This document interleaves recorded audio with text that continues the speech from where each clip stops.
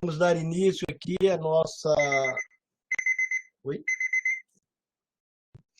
A nossa oitava sessão, né, desse ciclo aqui do período do nosso confinamento, sessão de humanidades médicas. Essas sessões podem ser ampliadas para humanidades em saúde. Ela pretende apresentar outros saberes de outros campos de conhecimento, em particular das ciências humanas, ou das artes como um todo, artes cinemáticas, artes literárias, artes visuais, artes plásticas, de tal maneira que isso possa contribuir para a formação dos profissionais de saúde, particularmente essa virtude, né, chamada de sensibilidade profissional.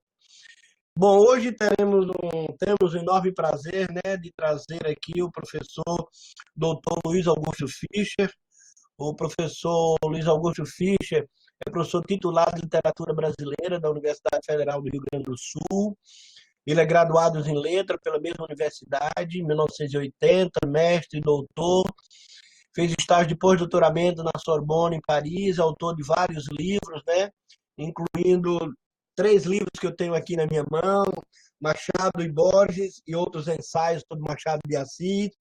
Um livro que eu gosto muito, eu sugiro a todos os professores que estão aqui, Filosofia Mínima, ler, escrever, ensinar, aprender, e um livro sobre literatura brasileira, pelo menos só são os 3 que eu tenho.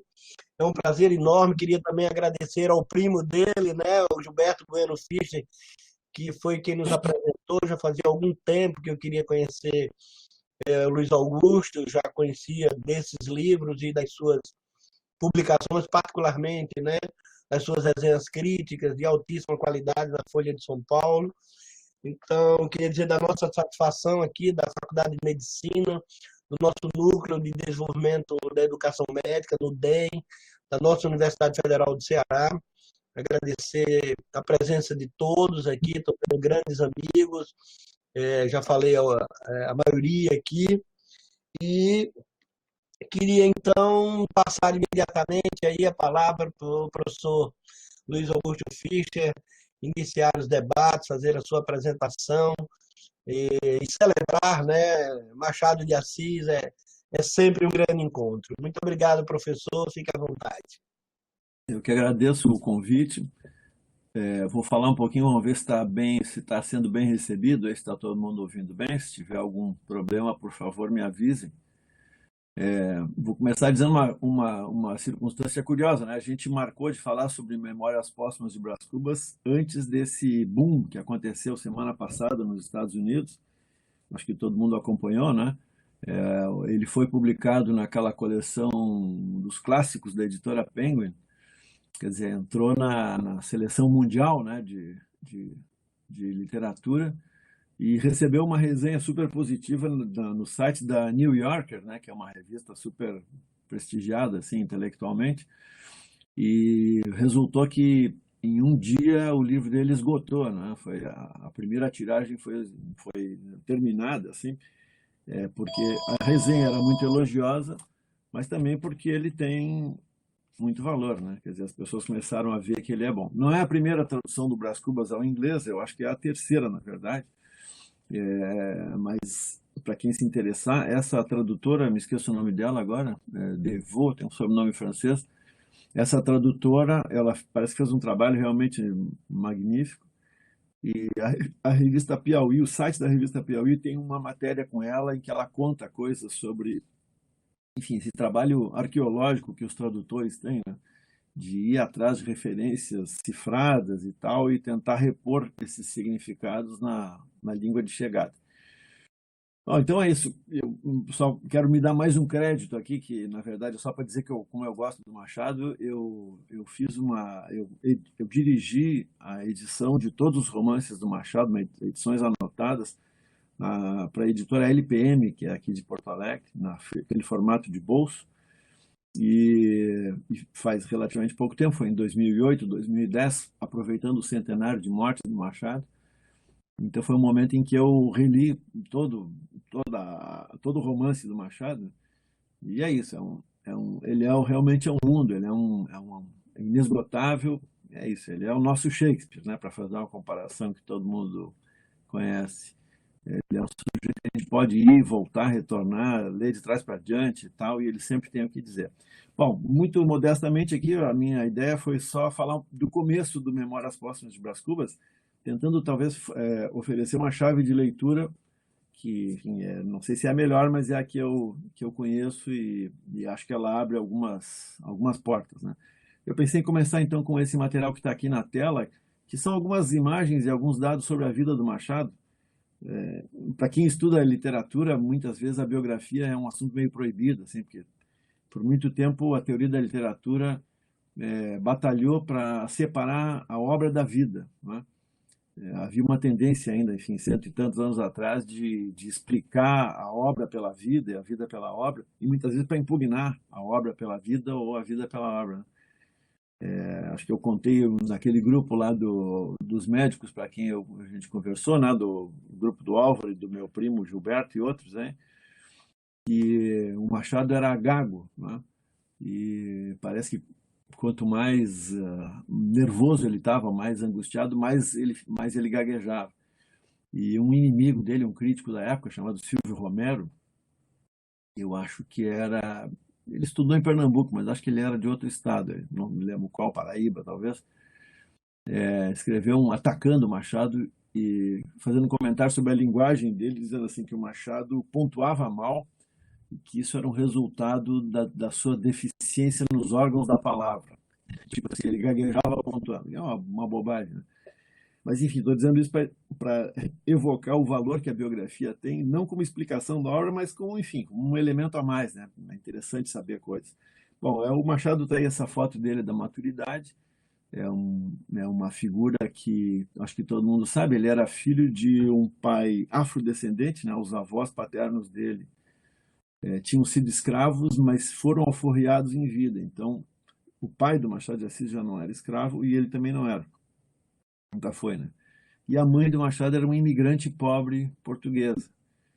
Então, essa é uma das questões assim que sempre cerca um pouco a biografia do Machado e hoje em dia recobra sentido por causa desses episódios medonhos de racismo, né? Em que os negros brasileiros, na área da literatura, reivindicam o Machado de Assis com toda a razão, né? E, enfim, isso reposiciona as coisas, né? Mas o Machado é um sujeito que abordou muito pouco o tema da escravidão. Então, eu vou falar um pouquinho da vida dele aqui, só muito rapidamente. Na vida civil, eu anotei ali, ele é filho de um pai pobre, livre urbano. Livre no sentido que não era escravo, nunca foi, né? E mãe imigrante pobre, de uma das Ilhas Açores, né? Então, é um sujeito que tinha, pela parte da mãe, parece que ele nunca teve nenhuma relação com parentes, né? Pelo menos ele não deixou registrado e nunca ninguém descobriu. Até os 30 anos ele é jornalista, basicamente jornalista de fazer jornal, assim, de cozinha de jornal, né? E aí, aos 30 anos de idade, por volta disso, ele obtém as condições para virar empregado público letrado. Isso significa que o Rio era a capital, né? Então ele passa a ter uma condição social assim, muito, muito boa, né? Considerando a pobreza da sua origem. E também por essa época, pouquinho depois ele casa, e o Machado nasceu em 1839, então estamos falando que ele virou empregado público aí por 1869, 70. Ele casa com uma mulher muito importante, a Carolina Xavier de Novaes, que era uma portuguesa que veio para o Brasil por casualidade. Na verdade, ela era filha de um sujeito de boa posição social em Portugal, era Ourives, e ela vem para cá para cuidar de um irmão que era amigo do Machado de Assis e tinha demenciado. Era um rapaz também, Faustino, e foi em função desse doente que o Machado e a Carolina se conheceram. Ela era uma mulher muito, muito culta. Dizem que tinha lá em Portugal, ela tinha tido muitos pretendentes, mas tinha rejeitado todos. E veio para o Brasil e se encantou com o Machado, os dois casaram e tal, não tiveram filhos, mas tiveram, ao que tudo indica, uma vida muito feliz, os dois, né? Ela morreu em 1904 e ele morreu em 1908. E como funcionário público, eu anotei aqui, ele chegou a ser chefe de gabinete de ministro. Eu não me lembro qual é o nome do ministro, Ministério do Interior, qualquer coisa assim, que cuidava de obras e um monte de coisa. Uma outra nota assim genérica interessante é que até os 40 anos de idade, ele era, nessa ordem, poeta, dramaturgo, crítico, romancista e contista, né? Ele é mais poeta e dramaturgo e crítico do que romancista e contista. E dos 40 anos em diante, ele é basicamente romancista e contista. Então, enfim, ele escreveu 200 e tantos contos, escreveu 10 romances, e é isso, né? Eu acredito que é um material inesgotável. Mas eu botei aqui. Assim, para acompanhar um pouco a história dele, é bom lembrar que ele conheceu esses episódios da história brasileira assim, muito fortemente, né? Ele viveu até os 50 anos de idade no Segundo Império, né? Começa em 41, ou 40, né? Nem me lembro mais. Mas enfim, ele nasceu em 39, então ele acompanha todo o Império do Pedro II, era um cara por quem ele tinha admiração. Tem uma controvérsia para saber se ele era monarquista ou não, mas enfim, a impressão que dá é que ele não tinha nenhum problema em conviver com a monarquia, que era uma monarquia com democracia ativa e tal, parlamento funcionando, isso tudo, né, imprensa livre. Depois ele tem esse episódio importante aí da Guerra do Paraguai, que foi muito importante no Rio de Janeiro, especialmente, e aqui no Rio Grande do Sul também, mas enfim, no Rio foi importante, porque foi um momento de muito debate público, né? A guerra era muito cara, custava muito dinheiro, muitas pessoas, muitas vidas também, né? Então ela era motivo de controvérsia pública muito forte. E depois ele conheceu a República, né? Particularmente tem esses episódios da história das leis abolicionistas, né? Que também dizem respeito ao Machado de Assis indiretamente, né? Enfim, gosto sempre de lembrar isso para posicionar o Machado. Havia muitos escravos da mesma cor de pele do Machado de Assis, né? Então o Machado de Assis podia andar na rua e ser visto como escravo. Essa é uma coisa que para nós hoje em dia é inconcebível, mas isso era a rotina da vida dele. Não consta que ele tenha sido constrangido por causa disso, mas ele aborda isso em pelo menos um conto muito importante, que ele escreveu bem no fim da vida, chamado Pai contra Mãe, em que esse assunto é o conto em que ele, digamos, equaciona a sua relação com o legado, péssimo legado da escravidão. Depois tem a Lei do Ventre Livre, de 71, que para o Machado é muito importante.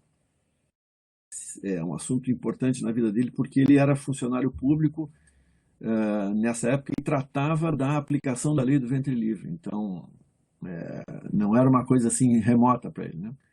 A lei dos sexagenários não tem muita importância na vida dele e a Lei Áurea, finalmente. Aí o que coloquei aqui, acho que eu botei umas... Não apareceu. Assim, aí umas fotos dele, só para ter uma ideia. Ele era um sujeito magrinho, né, como dá para ver, aos 25 anos. Ele tinha um aspecto enfim, de um jovem, assim, com uma cara de intelectual, né? Intelectual que não sabe bater um escanteio. Na época não tinha escanteio, ainda porque no futebol não tinha chegado, né? Mas enfim, aí ele. A primeira biógrafa dele diz que ele era um homem feio, pura e simplesmente, assim, era um feio, né? Aqui é uma foto dele de 1890, então ele com 40 e tantos anos, né? Não, quase 50 já. Não, 50 anos. É isso. Eu só botei a capa de uma das edições do Memórias Póstumas de Brás Cubas. Esse livro pertence a mim mesmo. Mas não é uma primeira edição, é uma terceira edição. Bom, é isso. Então vamos passar agora para a leitura do texto. Acho que o texto vai entrar na tela, mas pelo que eu entendi, cada um pode baixar aí se quiser, né? Eu fiz um arquivo muito singelo, simplesmente com o texto dos primeiros capítulos do Memórias Póstumas de Brás Cubas, como forma de acompanhar, né? Eu vou lendo aqui, depois se alguém quiser discutir, acho que não dá tempo de discutir ao vivo, né? Mas se alguém quiser, depois pode encaminhar perguntas. Então, começa um pouquinho antes do que está na tela aí. Ele é escrito entre março e dezembro, é publicado entre março e dezembro de 80 numa revista, né? E publicado em 81 na forma de livro.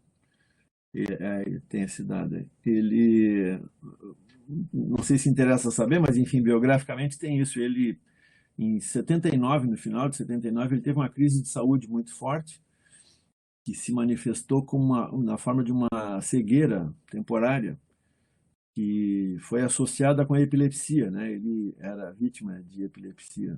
Então, como os médicos gostam de dizer, vocês gostam de dizer, né? Ele fazia um ataque, vocês culpam o paciente, né? Nós, pacientes, não fazemos nada. Pô, como assim fazemos? Que história é essa? Não, tô brincando. Ele teve, então, uma crise bem forte e foi a primeira vez, depois de adulto, que ele parou de trabalhar por mais de um mês. E nesse período em que ele estava recolhido, ele ditou os primeiros capítulos para Carolina, né? Então tem essa circunstância dramática assim, da vida dele e, bom, em função disso, talvez ele tenha soltado a mão assim, de uma maneira inesperada, né? Eu vou pedir para passar para a página seguinte, mas no prólogo ainda. Ele escreveu um prólogo para a terceira edição, que é bem interessante. Ele diz, ele apresenta de maneira assim um pouco brincalhona, não, muito brincalhona, aliás, diz assim: a primeira edição das Memórias Póstumas foi feita aos pedaços na Revista Brasileira pelos anos de 1880. Postas mais tarde em livro, corrigi o texto em vários lugares. Agora que tive de o rever para a terceira edição, emendei ainda algumas coisas, e suprimi 2 ou 3 dúzias de linhas. Assim composta, sai novamente à luz essa obra que alguma benevolência parece ter encontrado no público. Capistrano de Abreu, que era um historiador e também era crítico literário, noticiando a publicação do livro, perguntava: as Memórias Póstumas de Brás Cubas são um romance? Ou seja, elas causaram tanta impressão que o Capistrano de Abreu chegou para ele: escuta, isso aqui é um romance? Esse troço estranho aqui é um romance? Macedo Soares, em carta que me escreveu por esse tempo, recordava amigamente As Viagens na Minha Terra, que é um livro do Almeida Garrett, um escritor português que, de fato, o Machado lia, né? Ao primeiro, respondia já o defunto Brás Cubas, que nós vamos falar em seguida. O Brás Cubas é o personagem do livro e é o narrador, com o detalhe de que ele está morto, como o título anuncia, né? Memórias Póstumas. Então, o Machado de Assis, assinando com o próprio nome, ele cita o Brás Cubas, que é uma personagem que ele inventou, né?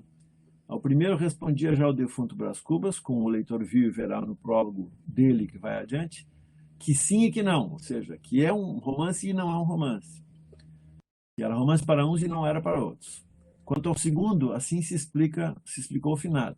Aí ele cita o Brás Cubas. Trata-se de uma obra difusa, na qual eu, Brás Cubas, se adotei a forma livre de um Sterne, escritor inglês do século XVIII, Lawrence Sterne.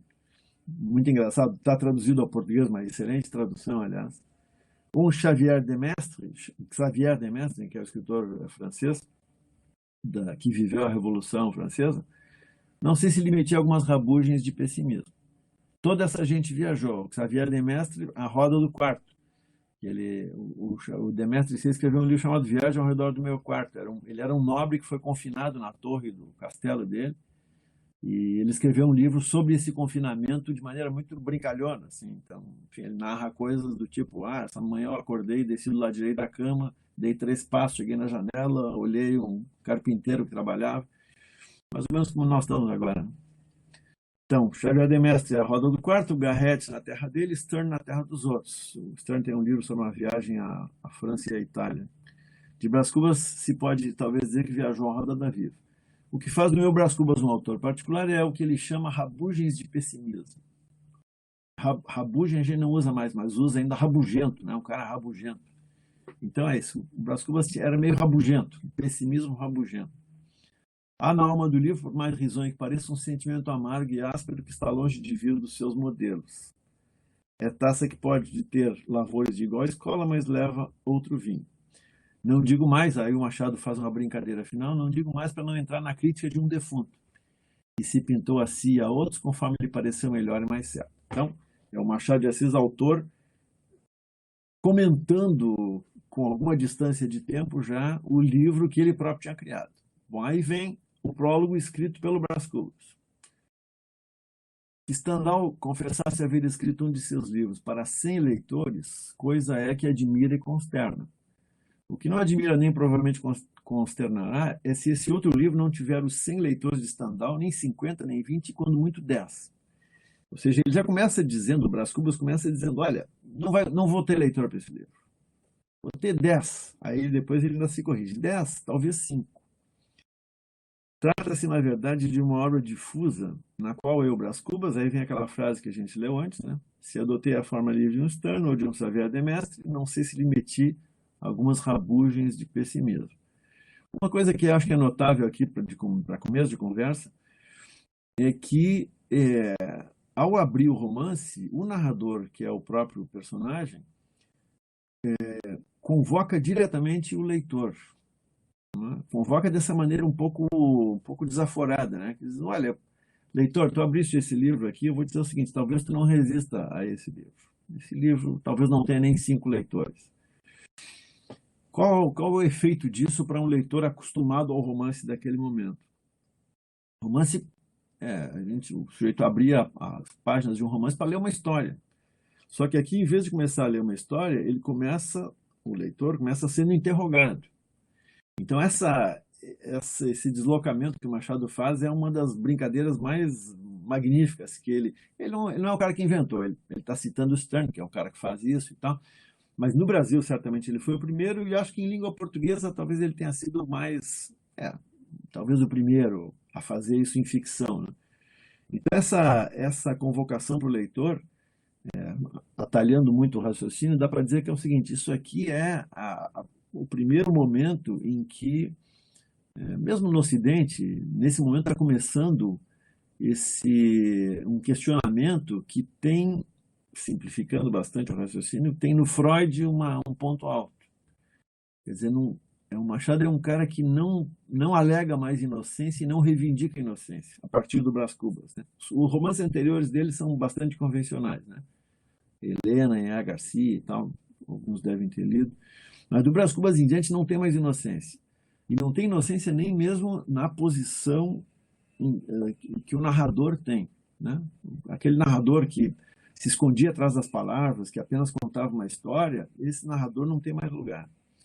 Então é como se o Machado estivesse ecoando, e aqui no Brasil inventando, essa consciência crítica que é moderna, a consciência crítica do século XX, né? E o Machado está antecipando. Aliás, entre parênteses, esse é um dos motivos pelos quais, na língua inglesa, ele tem sido saudado, porque ele fez coisas que, em língua inglesa, na verdade, vão aparecer muito fortemente com a Virginia Woolf, com o James Joyce e com outros, enfim, mas uma geração depois, né? Bom, não quer dizer que não haja gente em língua inglesa fazendo isso. Um pouco já tem, enfim, a gente podia falar sobre isso, mas não é o caso. Ele segue dizendo assim, escrevia essa obra com a pena da galhofa e a tinta da melancolia, ou seja, entre a galhofa é o deboche, né? E a tinta da melancolia, são dois extremos, né, do humor. E não é fácil antever o que poderá sair desse conúbio. O conúbio é casamento, ou seja, vai ser uma coisa extraordinária. Acresce que a gente grave é a gente séria, as pessoas sérias, honradas e tal. A gente grave achará no livro umas aparências de puro romance. Ao passo que a gente frívola é, enfim, leviana, né? Ao passo que a gente frívola não achará nele o seu romance usual. Aqui temos um trocadilho vivo, né? Ele está dizendo, os graves vão achar que isso aqui é puro romance, ou seja, pura lorota, né? Pura mentira, invenção. Ao passo que a gente frívola não achará o seu romance usual. Quer dizer, acostumado a ler aquelas historinhas convencionais de telenovela, novela das 7 da Globo, essa gente não vai achar isso aqui. Ei-lo aí fica privado da estima dos graves e do amor dos frívolos, que são as duas colunas máximas da opinião. Mas eu ainda espero angariar as simpatias da opinião, e o primeiro remédio é fugir a um prólogo explícito e longo. Também é uma outra piada, ele se contradiz, né? Ele se dá um tombo, por assim dizer, né? O melhor prólogo é o que contém menos coisas ou o que as diz de um jeito obscuro e truncado. Conseguintemente, evito contar o processo extraordinário que empreguei na composição dessas memórias trabalhadas cá do outro mundo. Aqui estamos lidando com um negócio realmente extraordinário.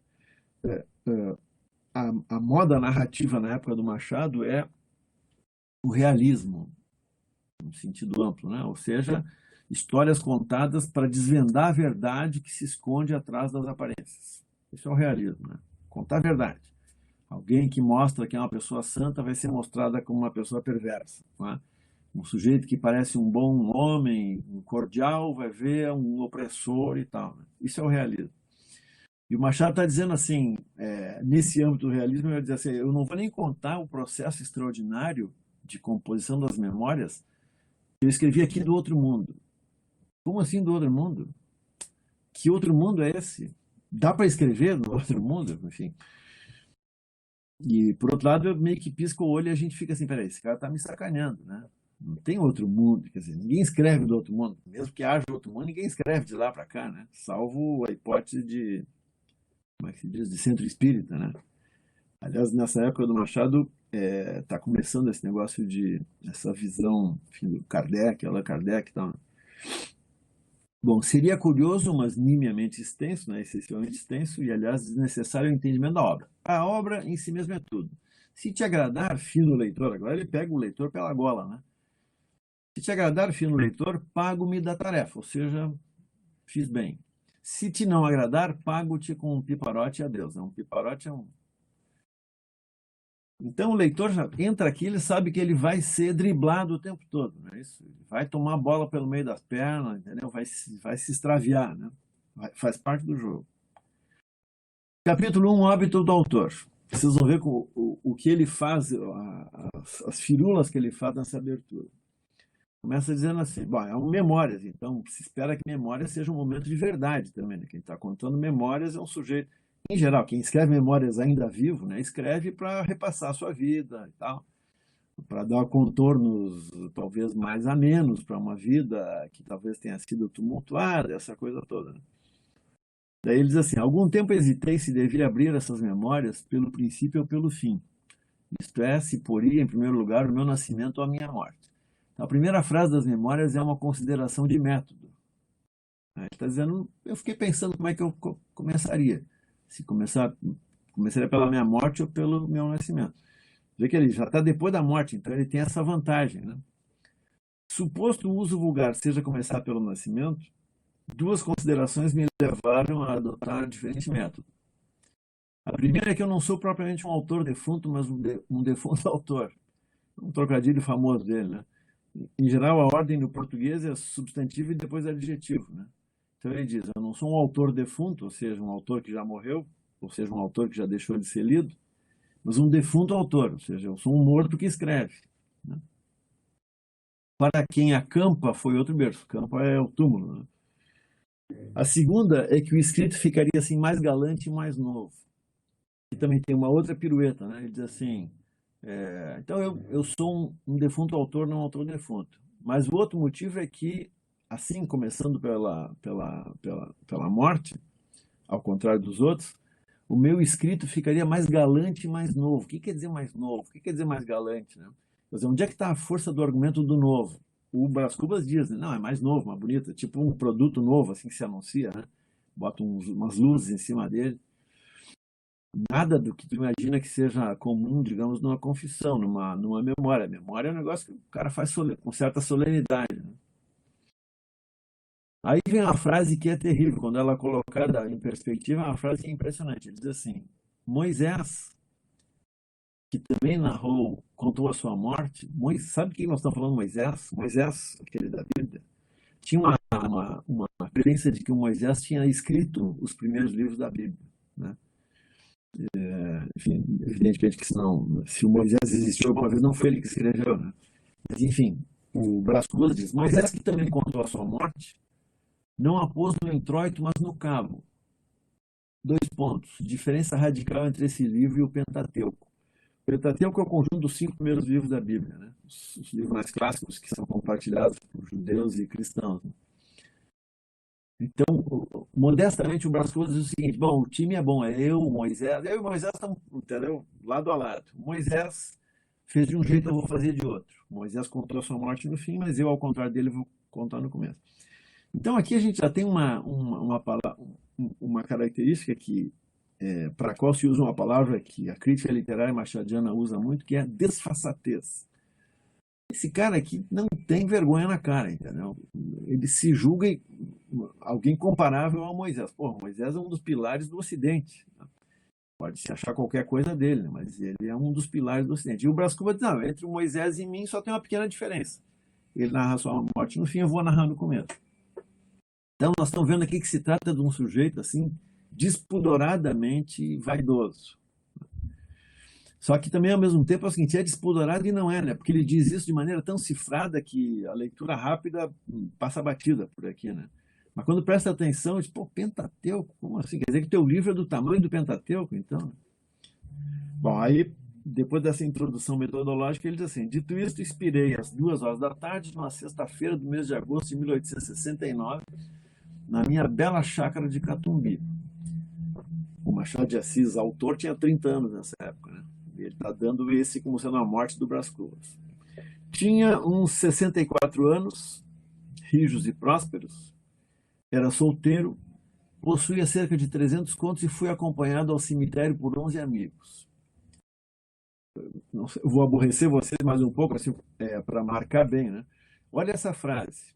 É uma frase em que ele faz um relatório das suas posses, por assim dizer, né? Tinha 64 anos, era solteiro, possuía 300 contos. 300 contos é grana, né? O cara tem muito dinheiro. E fui acompanhado ao cemitério por 11 amigos. É como se ele fosse listando, entendeu? As coisas. Tudo é quantificável. 64 anos, 300 contos, 11 amigos. Mas quando se presta atenção nessa sequência, idade é uma coisa que se conta com número, né? 64 anos. 300 contos, tudo bem. Se usa número para contar. Agora, contar amigos é a mesma coisa que contar dinheiro e contar idade. Eu quero dizer, forçando um pouco a barra eu agora, nós estamos falando de um sujeito que equipara tudo, entendeu? Quer dizer, assim como eu tenho 64 anos, tenho 11 amigos. Sendo um pouco maldoso, mas o Brás Cubas é um cara horrível, né? Ele é um sujeito horrível. É um sujeito despudorado. Se vocês forem ler de novo assim, vocês vão ver, é um cara lamentável. Mas é um cara educado. Esse é o negócio. É um cara, entendeu? Chique, assim. Às vezes, quando eu dou aula, agora não adianta mais que esse símile já não faz mais sentido, mas uns anos atrás eu dava aula dizendo o seguinte: espero que não tenha nenhum parente desse que eu vou citar agora aqui entre a nossa audiência. Mas o Brás Cubas era o Ike Batista. Sabe o Ike Batista? Um cara elegante, falava alemão, tal, chique. Roubava, mas era um cara elegante, né? O Brás Cubas, na minha cabeça, é um tipo assim, entendeu? É um sujeito assim, cordial, bonito, sabe cumprimentar as moças quando entra, quando sai, mas é um bandido. E eu estou forçando a barra que vai dizer, nesses momentos, assim, a gente começa a enxergar o caráter dele. É um cara que conta o número de amigos como conta a idade e conta dinheiro. Bom, voltando. Então ele tinha, aí ele mesmo se exclama, 11 amigos, ou seja, ele só tinha 11 amigos. 11 amigos foram no enterro dele. Aí ele atenua um pouco, diz assim: verdade é que não houve cartas nem anúncios. Acresce que chovia, peneirava, uma chuvinha miúda, triste, constante, tão constante e tão triste que levou um daqueles fiéis da última hora, fiéis da última hora também já é uma contradição, né? A intercalar essa engenhosa ideia no discurso que proferiu à beira da minha cova. Então, agora ele está lembrando uma frase dita, ele morto já ouve o discurso. Aí esse cara, esse fiel de última hora, diz assim: vós que o conhecestes, meus senhores, vós podeis dizer comigo que a natureza parece estar chorando a perda irreparável de um dos mais belos caracteres que tem honrado a humanidade. É um clichê, né? A chuva está chorando a morte. Este ar sombrio, essas gotas do céu, aquelas nuvens escuras que cobrem o azul como um crepe funéreo, tudo isso é a dor crua e má que lhe rói à natureza as mais íntimas entranhas. Tudo isso é um sublime louvor ao nosso ilustre finado. Então, ele transcreve uma parte do discurso e aí olha o comentário que ele faz. Bom e fiel amigo, não me arrependo das 20 apólices que lhe deixei.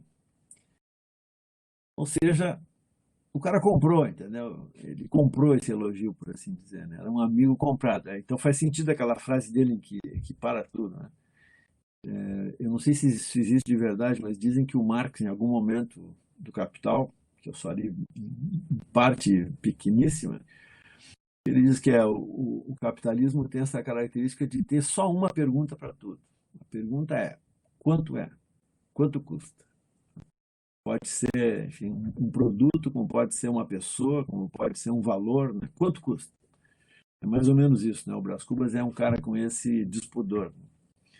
Então tá, bom e fiel amigo, não me arrependo e tal. E foi assim que cheguei à cláusula dos meus dias. Foi assim que me encaminhei para o Undiscovered Country de Hamlet. Tem várias citações aqui, se vocês pegarem uma edição anotada, vai ter a referência de tudo, né? sem as ânsias nem as dúvidas do moço príncipe, mas pausado e trôpego como quem se retira à tarde do espetáculo. Tarde e aborrecido. Viram-me ir umas 9 ou 10 pessoas. Nessa época que a morte é um espetáculo relativamente compartilhado, né? É uma época em que, enfim, se morre em casa ainda, né? Viram-me ir umas 9 ou 10 pessoas, entre elas 3 senhoras. Minha irmã Sabina, casada com o Cotrim, a filha, um lírio do vale, e reticências. O terceiro nome ele não está dizendo, né? A terceira mulher que estava com ele. Tenham paciência, daqui a pouco lhes direi quem era a terceira senhora. Contentem-se em saber que essa anônima, ainda que não parenta, padeceu mais do que as parentas. É verdade, padeceu mais. Não digo que se carpisse, né, que chorasse. Não digo que se deixasse rolar pelo chão convulsa. Nem o meu óbito era coisa altamente dramática.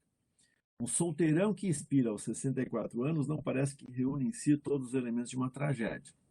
E dado que sim, mesmo que sim, o que menos convinha a essa anônima era aparentá-lo. Então era uma mulher que estava lá, não podia dar muita pinta de que estava chorando por ele, resumindo. De pé à cabeceira da cama, com os olhos estúpidos, a boca entreaberta, a triste senhora mal podia crer na minha extinção. Morto, morto, dizia consigo. E a imaginação dela, como as cegonhas que um ilustre viajante viu desfilarem o voo desde o Ilício às ribas africanas, está citando um poema, né? Sem embargo das ruínas dos tempos, a imaginação dessa senhora também voou por sobre os destroços presentes até as ribas de uma África juvenil. Deu para entender a alusão, né? Ou seja, aquela mulher, na hora da morte dele, voou até uma memória da juventude. Deixá-la ir, lá iremos mais tarde, lá iremos quando eu me restituir aos primeiros anos. Agora, quero morrer tranquilamente, metodicamente, ouvindo os soluços das damas, as falas baixas dos homens, a chuva que tamborila nas folhas de tinhorão da chácara. Tá tudo assim, ameno, né? E aí ele corta essa amenidade dizendo: e o som estrídulo de uma navalha que um amolador está afiando lá fora, à porta de um correeiro. Aí estava ele lá, daquela coisa assim, morrendo e tal, tudo calmo, e um cara afiando uma navalha do outro lado da rua. Juro-lhe que essa orquestra da morte foi muito menos triste do que podia parecer. De certo ponto em diante chegou a ser deliciosa. A vida estrebuchava-me no peito com uns ímpetos de vaga marinha, esvaía-se minha consciência, eu descia a imobilidade física e moral, e o corpo fazia-se-me planta e pedra e lodo e coisa nenhuma. Um pequeno parêntese aqui, o Machado tem um registro lá, um manuscrito do Machado lá na academia, guardado na academia, em que ele, por sugestão do médico que cuidava dele, ele tentou continuar escrevendo quando era acometido de uma crise epilética. Então, ele tem lá isso, enfim, acho que deve estar na internet também, aí ele fica escrevendo a letra, começa a se desfazer e tal, e acaba num risco, assim, né, quando ele tem uma crise mais aguda. Me lembrei disso porque essa descrição que ele faz da morte aqui, talvez tenha nascido num dos episódios de crise epilética dele, quer dizer, de ele lembrar como é que era, né? O que acontecia quando ele ia ter, né? Tinha uns sinais que eram visuais, uma coisa assim, e tal. Uma experiência que ele podia contar a partir de experiência própria. Bom, aí no parágrafo seguinte, que faz o gancho para o próximo, ele diz: morri de uma pneumonia. Mas se lhe disser que foi menos a pneumonia do que uma ideia grandiosa e útil à causa da minha morte, é possível que o leitor me não creia, e todavia é verdade. Eu não morri de uma pneumonia, morri de uma ideia grandiosa e útil. Estamos falando do quê mesmo? Alguém morre de uma ideia grandiosa? Quem morre de uma ideia, a gente imagina que seja um herói, né? Porque o cara morre por uma ideia, por um ideal. Vamos ver. Vou expor-lhe sumariamente o caso, julgue-o por si mesmo. Aí o capítulo 2 se chama O Emplasto. É uma forma que varia com emplastro. As duas palavras são dicionarizadas, né? Então ele vai contar qual foi a grande ideia que ele teve. Vê que ele narrou a morte, agora vai narrar como ele ficou doente. Ele está contando de trás para diante, né? Com efeito, um dia de manhã, bom, eu ia dizer, não preciso explicar para vocês o que é emplastro, né? Vocês é que poderiam me explicar, né? Enfim, é um negócio físico que se coloca na pele, né? para uma doença que seja abordável na pele, a partir da pele, né? É importante reter esse significado. Com efeito, um dia de manhã, estando a passear na chácara, pendurou-se-me uma ideia no trapézio que eu tinha no cérebro. Fazer uma imagem, né? Uma ideia ficou pendurada no trapézio, balançando, né? Uma vez pendurada, entrou a bracejar, a pernear, a fazer as mais arrojadas cabriolas de volatim que é possível crer. Volatim é um palhaço, enfim, acrobata. Burlantim, acho que se usa mais, né? Então ele ficou fazendo piruetas lá, né? A ideia dele ficou fazendo piruetas no trapézio que ele tinha no cérebro. Eu deixei-me estar a contemplá-la. Isso é genial, né? Quer dizer, uma ideia funcionando no cérebro e ele próprio se divide e fica olhando de dentro do cérebro, olhando a ideia se desenvolvendo. Súbito, deu um grande salto, estendeu os braços e as pernas até tomar a forma de um X, decifra-me ou devora-te. A ideia ficou como um X. Essa ideia era nada menos que a invenção de um medicamento sublime, um emplasto anti-hipocondríaco destinado a aliviar a nossa melancólica humanidade. Aqui já tem uma piada também, né? Porque a hipocondria não é uma coisa que se cure com emplasto, né? Mas ele está imaginando, ele teve a ideia, ele não teve a ideia no sentido, sei lá, farmacêutico, bioquímico, entendeu? Ele teve a ideia de fazer um emplasto para curar a hipocondria, destinado a aliviar a nossa melancólica humanidade, ou seja, a finalidade é nobre, era aliviar a melancólica humanidade. Na petição de privilégio que então eu redigi, petição de privilégio é mais ou menos o que hoje em dia se chama de registro de patente, né? O cara tem a ideia, registra e tal. Então, na petição de privilégio que então eu redigi, chamei a atenção do governo para esse resultado verdadeiramente cristão. Então, a ideia seria uma ideia grandiosa com um aspecto cristão, de caridade e tal.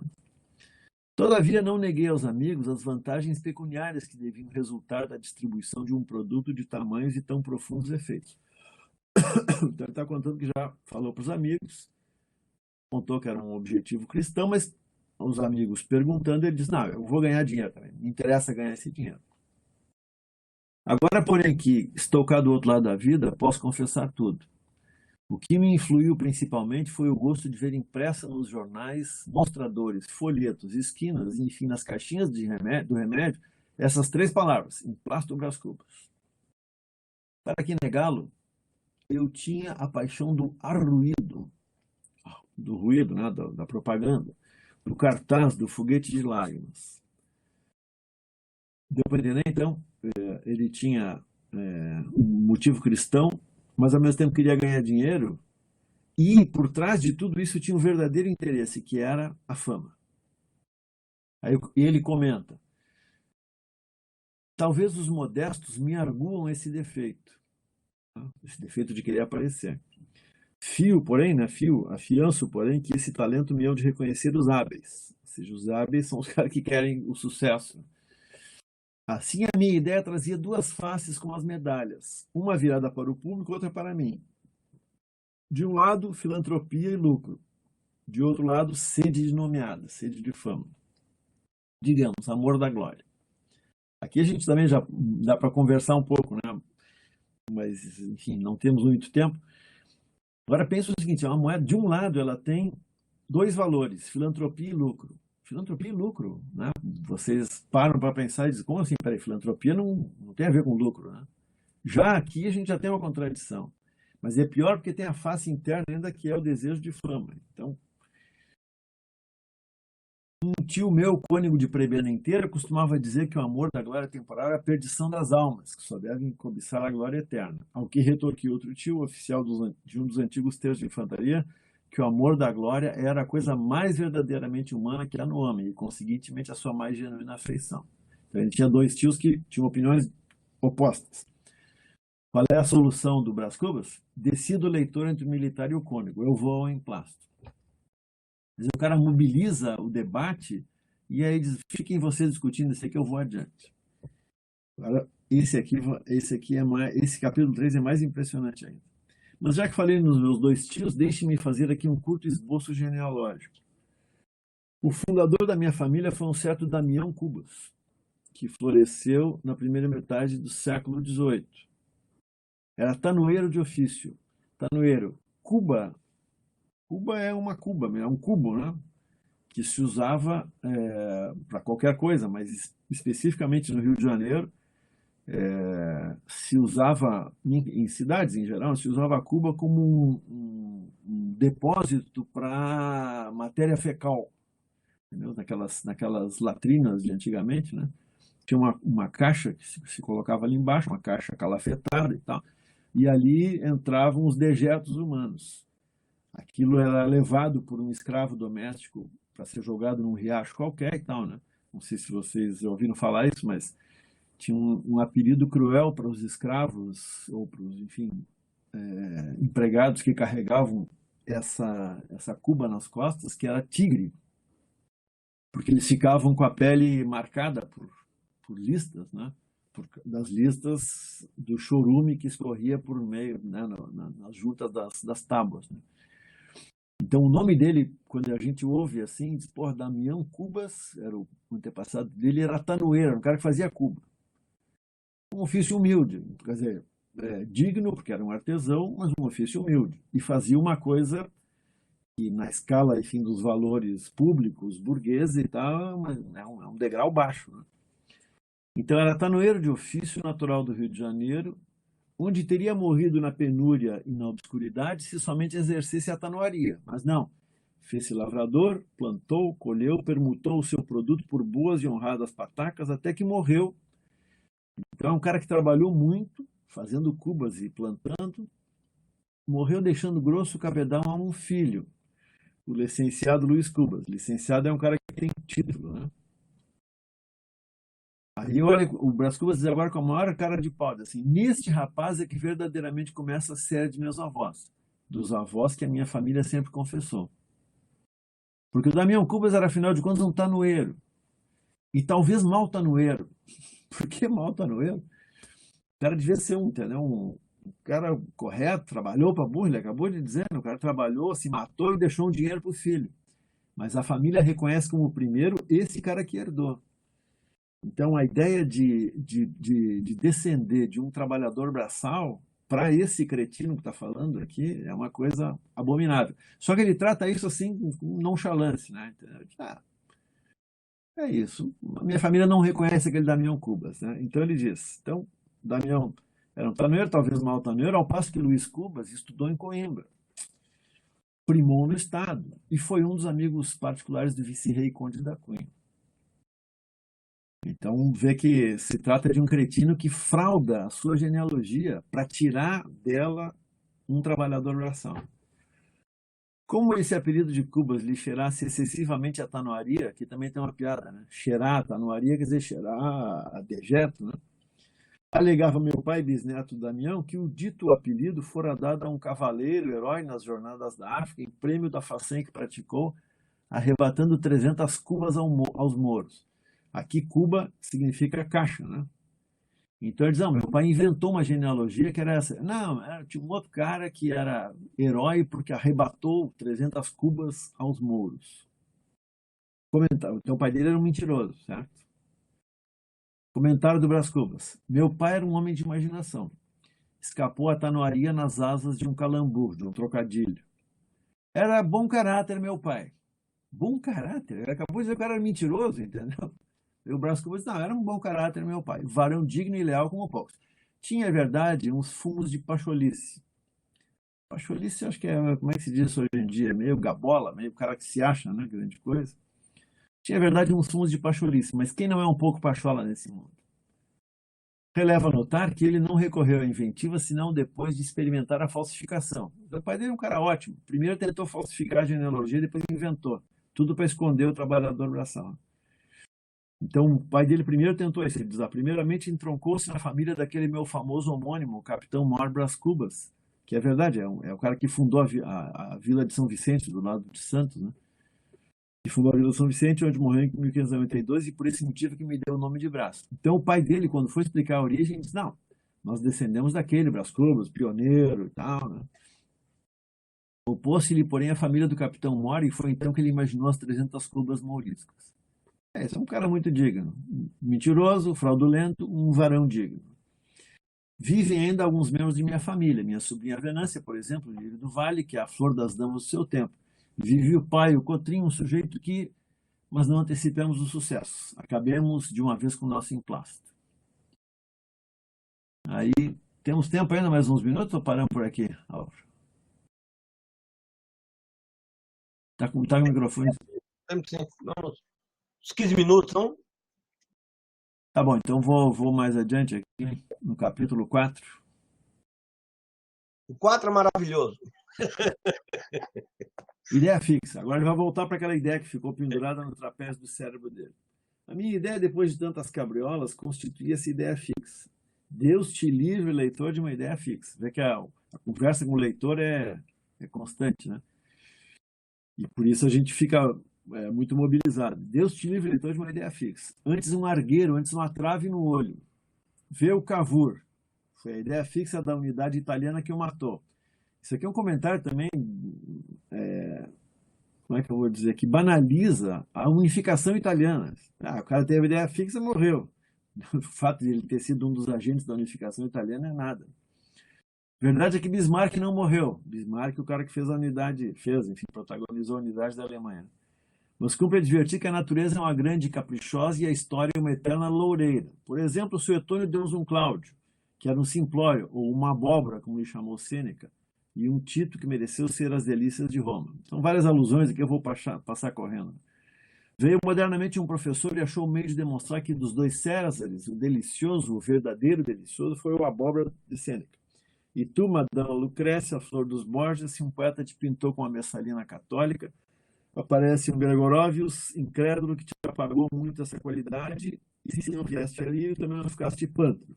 Eu deixo-me estar entre o poeta e o sábio. Eu vou pular aqui, porque senão a gente não vai sair dessa. Então, várias alusões muito saborosas. Viva, pois, a história, a volúvel história que dá para tudo. Interpretação dele sobre a história. Viva a história que dá para tudo, ou seja, dá para ter uma impressão agora, mudar a impressão depois. É possível, como se diz, revisar a história em favor próprio. Ele acabou de contar no capítulo anterior, né? O pai dele revisou a história dizendo que o primeiro Cubas importante era o Luiz, o licenciado. É isso, né? Então a visão dele de história é essa. A história dá para qualquer coisa, depende da interpretação. E tornando a ideia fixa, direi que ela é ela a que faz os varões fortes e os doidos. A ideia móvel, vaga ou furtacor, é a que faz os Cláudios, fórmula suetônica. Era fixa a minha ideia, fixa como... Ele vai tentar achar um símile. Não me ocorre nada que seja assaz fixo nesse mundo. Aqui tem uma outra característica do Brás Cubas que o Machado explorava muito em outros personagens também. O Machado, em vida, ele foi reconhecido logo como um grande, como o melhor de todos e tal, mas grande parte do comentário positivo sobre o Machado dizia que ele era um nihilista, ou seja, ele era um relativista assim, que achava que nada no mundo tinha valor de fato, né? Tudo era, enfim, brevidade, esse mundo era só ilusão, etc. E o que faz sentido, digamos, né, para a filosofia enunciada do Machado, né, nos seus personagens, faz sentido. Ao mesmo tempo, essa ideia do niilismo, ela facilita um pouco a nossa vida, né? Porque ao dizer nihilista, parece que o Machado não bota nada no alvo, ou melhor, que ele bota qualquer coisa no alvo crítico. E não é verdade. Algumas coisas estão mais no alvo do que outras, né? Aqui a gente tem esse caso que, enfim, não tinha falado ainda, mas o Machado, antes do Brás Cubas, ele tinha publicado 4 romances, todos os 4 narrados em terceira pessoa, ou seja, narrados de fora, com um narrador que é só uma voz, né? Ele não é personagem, ele é só um ponto a partir do qual a história é contada. Mas aqui a gente começa a ter uma sequência importante dos melhores romances dele que são em primeira pessoa, né? O outro grande romance dele famosíssimo é o Dom Casmurro, que é narrado em primeira pessoa pelo Bento Santiago, no fim da vida, depois de já ter passado tudo e tal. Ele escreve um livro, e nesse livro ele acusa a sua ex-mulher de tê-lo traído, mas sem nenhuma dúvida, da parte dele, nenhuma dúvida. Ele acha que ela o traiu e que, portanto, o filho que eles tiveram não era dele, né? qual é o ponto aqui? O ponto é que entre terceira e primeira a gente tem uma diferença abissal de, como é que eu vou dizer, de condições de verdade, né?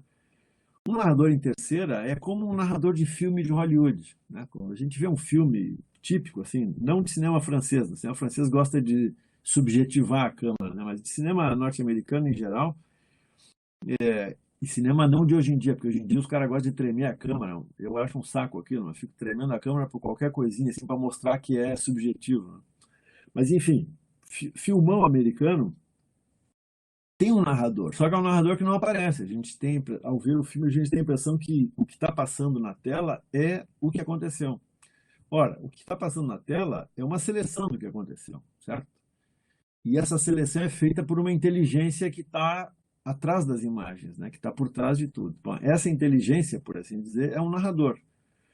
E às vezes expressa diretamente o que o autor pensa, às vezes não, não importa. Enfim, pensando só no sentido formal, o narrador é uma inteligência, é um conjunto de valores que põe em cena algumas imagens, algumas sequências e tal. Bom, mas como eu estava dizendo, o narrador em terceira, assim como o filme hollywoodiano, ele dá a impressão de que ninguém está contando a história.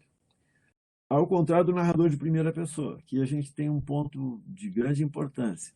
O narrador de primeira pessoa, ele é do começo ao fim subjetivo. Isto é, ele está contando a história que ele sabe contar, que ele pode contar, que ele quer contar. Então, o narrador de primeira, ele é uma pessoa como nós, por assim dizer, como o leitor, né? Ele sabe algumas coisas e não sabe outras, né? O narrador em terceira pessoa é onisciente, ele pode saber tudo o que se passa no presente, no passado e no futuro, pode saber o que se passa na interioridade dos personagens e o que acontece externamente a eles, tudo. O narrador de primeira não, ele só sabe o que ele sabe. Ele pode estimar o que o outro está pensando, mas ele não afirma nada, né? Então, eu estou só fazendo um pouco essa distinção didática aqui para dizer que o narrador, em primeira pessoa, ele nos joga numa outra viagem, que é essa viagem da subjetividade, né? Esse narrador aqui, nesses capítulos iniciais não aparece muito, mas em certos momentos assim aparece ele de corpo inteiro. Um exemplo assim que me ocorre, um exemplo famoso do livro, tem uma hora que o Brás Cubas é jovem e tal, galanteador e namorador, não sei o que, ele vê uma moça sentada ao lado da mãe, numa determinada cena. E ele acha a moça muito bonita, graciosa e tal, e fica meio que imaginando um namoro, né? Um encontro com ela e tal. Bom, a moça se levanta e começa a caminhar e ela é coxa, né? Ela claudica de uma perna. E aí ele, contando a história, ele diz assim, pois é, e aquela moça lá, mas por que ela era tão bonita se ela era coxa? Se ela era coxa, por que era bonita? E passa, segue adiante e conta outra história. Quer dizer, quando a gente para pensar nessa cena, puta, esse comentário dele é de uma crueldade inominável, não é isso? Quer dizer, queria que só as pessoas coxas fossem então feias. Mas por que isso? Entendeu? É um tipo de brutalidade no juízo de valor assim que é chocante, né? Mas, repito, tudo isso ele diz de maneira muito elegante, né? O leitor leve passa por cima disso e só acha que ele está fazendo piada. Por isso que eu digo, o niilismo dele é niilismo, mas é um niilismo de denúncia, digamos. Fazendo uma imagem assim meio tosca, a inteligência do Machado de Assis deu a palavra para esse Brás Cubas aqui e fez esse Brás Cubas contar coisas que o Machado de Assis sabia que existiam, mas que o Brás Cubas não diria de público. Tanto que ele está morto, por exemplo, né? Morto ele conta.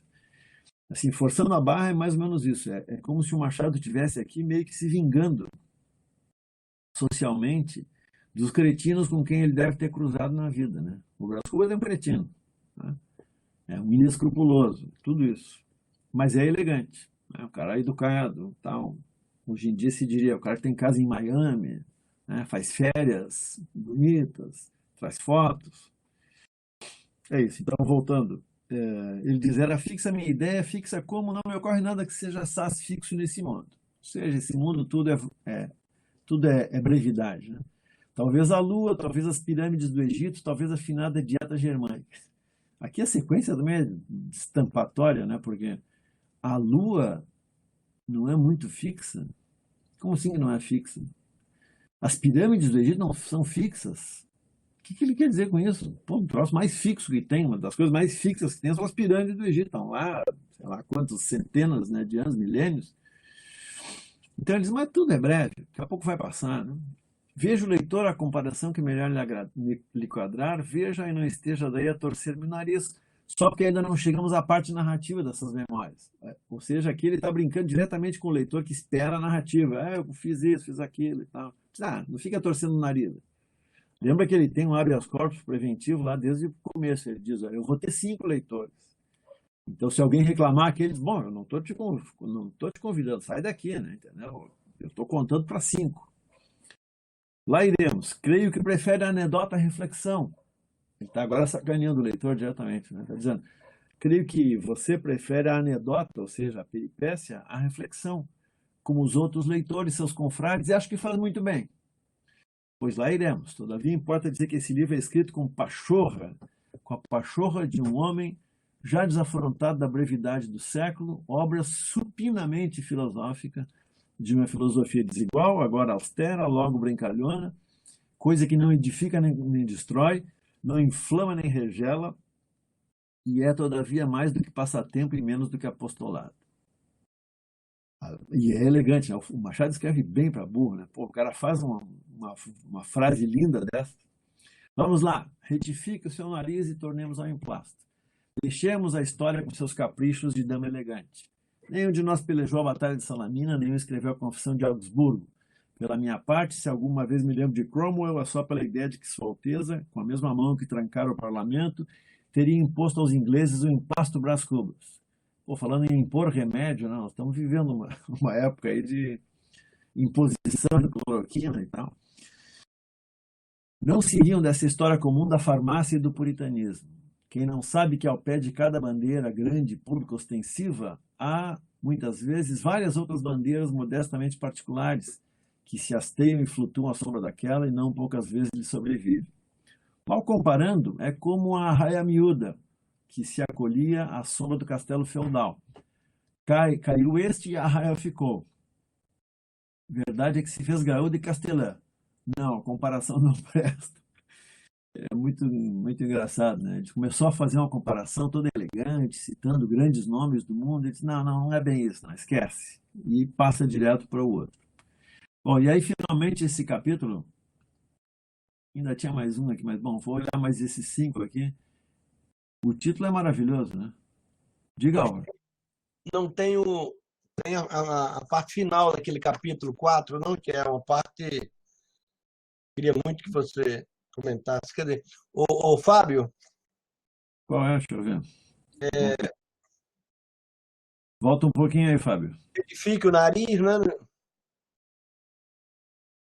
Salamina, Alteza. Não, desculpe, não. É isso mesmo. Tem comparação não presta.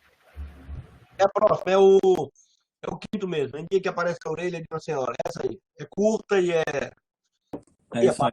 maravilhosa. Uma coisa boa também dele é a brincadeira que ele faz, e só a partir do Brás Cubas ele faz esses capítulos brevíssimos, né? Porque capítulo de romance em geral é, enfim, uma história inteira. Então, né? E esses capítulos dele, aliás, na verdade, são desiguais. Às vezes tem mais longos, às vezes tem um capítulo que é duas linhas, às vezes é só uma sequência de pontos, de sinais de pontuação, né? É isso, ele está brincando mesmo com o ritmo da narrativa. E esse título é um sabor, né? Em que aparece a orelha de uma senhora. Se não quando, estando eu ocupado em preparar e apurar a minha invenção, recebi em cheio um golpe de ar. Adoeci logo e não me tratei. Você sabe que é assim, vocês médicos sabem que é assim que a gente pega a pneumonia, né? É um golpe de ar. O ar encanado, se diz aí também, Álvaro? Se diz no Ceará, ar encanado não? Vento encanado? Não. Aqui no sul se diz, pegou um vento encanado, pegou pneumonia. Então ele diz, eu estava lá pensando e tal, querendo resolver os problemas da humanidade, né? Aliviar a melancólica humanidade. E desatento, recebi um golpe de ar, fiquei doente e morri. Foi isso. Tinha um emplasto no cérebro, trazia comigo a ideia fixa dos doidos e dos fortes. Pelo menos ele tem a autoironia, né? Dos doidos e dos fortes. Via-me ao longe ascender do chão das turbas e remontar ao céu como uma águia imortal, E não é diante de tão excelso espetáculo que um homem pode sentir a dor que o punge. No outro dia estava pior. Tratei-me, enfim, mas incompletamente, sem método, nem cuidado, nem persistência. Tal foi a origem do mal que me trouxe à eternidade. Pequeno parêntese. Fazer as coisas incompletamente, sem método, nem sem cuidado, sem persistência, é ele, né? É o cara que faz as coisas assim, à sua vontade, de maneira errática. E mesmo nessa ideia do emplasto, eu insisto nisso, né? Ele fala do emplasto, mas ele não tem nenhuma ideia concreta do emplasto. Ele tem a ideia de fazer um emplasto para aliviar a hipocondria. Nada, nada, é isso, absolutamente nada. Não era impossível, entretanto, que eu chegasse a galgar o cimo de um século e a figurar nas folhas públicas entre macróbios, né? Tinha saúde e robustez. Suponha-se que, em vez de estar lançando os alicerces de uma invenção farmacêutica, tratava de coligir os elementos de uma instituição política ou de uma reforma religiosa. Fazer qualquer coisa grandiosa, né? Inventar um remédio, fazer uma reforma religiosa,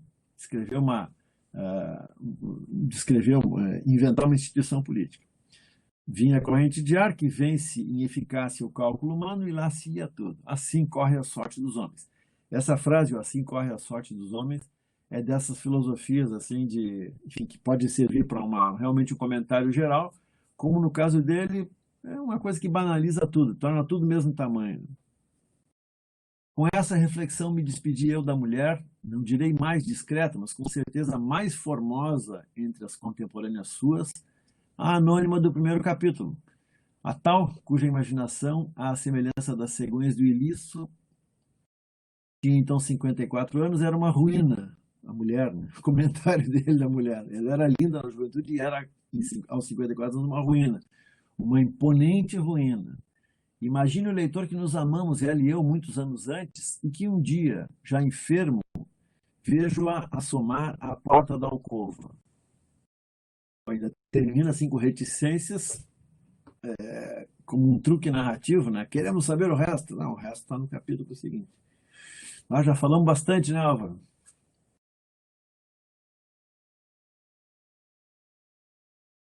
Bom, podemos ouvir também, você pode voltar em seguida, nós podemos ver o que é que a gente tem aqui no chat, se alguém quer falar.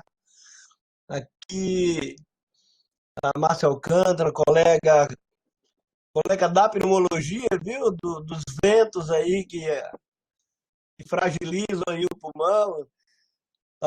Tava aguardando esse quarto capítulo. O Alexandre, do Colégio de Estudos Avançados, traz aqui questões vernaculares. A Não, gestação o Alexandre indicou aí o endereço daquele artigo que faz o perfil da Flora Thompson DeVoe, essa tradutora do Brás Cubas agora. Brás Cubas agora, legal. Como traduzir Brás Cubas para o inglês com dicionários frágeis e bases de dados gigantescas.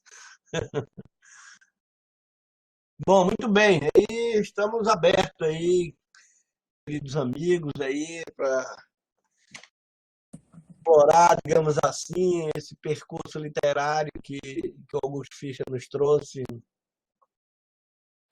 Tem alguém? A Maria Aparecida está escrevendo? Alguém ia falando? Pois não. Eu ia dizer que enquanto o pessoal escreve, né, tem esse comentário que eu fiz, ele é um pouco arrasa quarteirão, assim, porque ele tira o Brás Cubas, o narrador Brás Cubas, da condição de um pensador para a condição de um cretino, né? Mas sim, ele é um pensador, né? Quero dizer, as frases dele são bonitas e tal, né? Só que eu tentei dar foi justamente esse fundo, sei lá, ideológico e tal, que é a matriz do pensamento dele. Ele é um cretino, é isso. Lembra como ele termina o livro, né? Ele termina dizendo, o último capítulo se chama Das Negativas. Aí ele diz, enfim, não consegui fazer isso, não fui ministro, não sei o quê, não sei o quê, não sei o quê. Por outro lado, coube-me a boa sorte de nunca precisar ganhar o pão com o suor do meu rosto. Ele diz claramente isso, né? Eu nunca precisei trabalhar na vida. E aí ele diz a última frase, que é aquela famosa frase, né? Não tive filhos, não transmitia nenhuma criatura o legado da nossa miséria. A Maria Alcântara pergunta, Márcia, desculpa, Alcântara pergunta que se pode dizer que essa narrativa é fluxo de consciência. Bom, no sentido assim estrito não, porque se chama essa coisa de fluxo de consciência uma narrativa que é mais desarticulada, né? Em que as coisas se associam mais ou menos como num sonho, né? Em que a sucessão dos episódios e do discurso e tal é uma coisa desarticulada, enfim, olhando de um ângulo psicanalítico, com uma ordem que não é óbvia, né? Então, se costuma usar isso mais para uma narrativa como a do Joyce, por exemplo, né, do James Joyce. Então, essa coisa tem a ver com a consciência, mas não no sentido esse do fluxo de consciência, né? A Maria Aparecida diz que era professor excelente, só dizer que não é para ofender o Brás Cubas comparado com o Ike Batista, é verdade. Às vezes eu tenho que achar um símile assim para tentar, pensando nisso nos alunos de graduação, né, que começam, né, porque o negócio do Machado tem isso, eu já tinha comentado com o pessoal na outra vez, né? O Machado escreveu para gente adulta, né? Ele supunha um leitor autônomo e não apenas no sentido de que ele dependia de informações e tal que ele ia colocando nessas alusões, né? Mas também porque ele envolve uma maturidade de pensamento, de reflexão, que ninguém tem aos 15 anos, ou talvez nem aos 20, né? Então, é isso, né? Quando o jovem começa a ler o Machado de Assis, a gente tem que oferecer para ele uns anteparos, assim, um amigo meu que diz que a gente tem que fazer oferecer uma calçadeira, sabe aquela calçadeira? Usava para botar o sapato, né? Isso, tem que oferecer uma calçadeira para o cara poder se movimentar, né?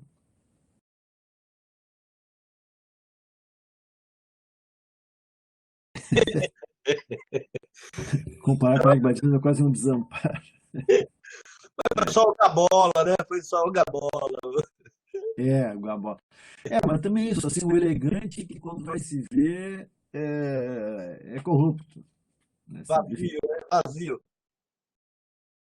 Mas enquanto vão escrevendo aí, bicho, eu sei que é muito longo que eu vou lhe pedir, mas é um complemento aí. Você contou para a gente no nosso encontro aí particular, digamos, que começou aí escrevendo um artigo, né, sobre as perspectivas entre aspas, uma comparação aí entre Machado de Assis e Borges, né, e descobriu uma série de questões muito interessantes. E esse artigo terminou virando um capítulo do livro de quase 100 páginas, né? Então, se você puder aí nos dar o prazer de falar alguma dessa sua descoberta aí, dessas similitudes, dessas semelhanças e dessemelhanças, seria legal. Desses dois Tem, pontos. são muitas semelhanças, né? Enfim, eu comecei pensando nas semelhanças mais digamos, de superfície, né? Eles têm, sei lá, o Machado tem muitos contos, o Borges só escreveu contos, o Borges não gostava de romance, né? Falava mal de romance, aliás, né? Achava um tédio completo romance. O Borges, ao que tudo indica, nunca ouviu falar do Machado de Assis, né? Quando ele refere à literatura brasileira, ele fala de duas ou três coisas. Ele conhece de fama, pelo menos, os Lusíadas, né, do Camões, do português, mas enfim. E o Borges nasceu em 1899, né, quando o Machado tinha 60 anos de idade. O Machado já tinha até alguma tradução para o espanhol, se não me engano, até do Brás Cubas foi traduzido para o espanhol meio em seguida, depois da publicação aqui. Mas enfim.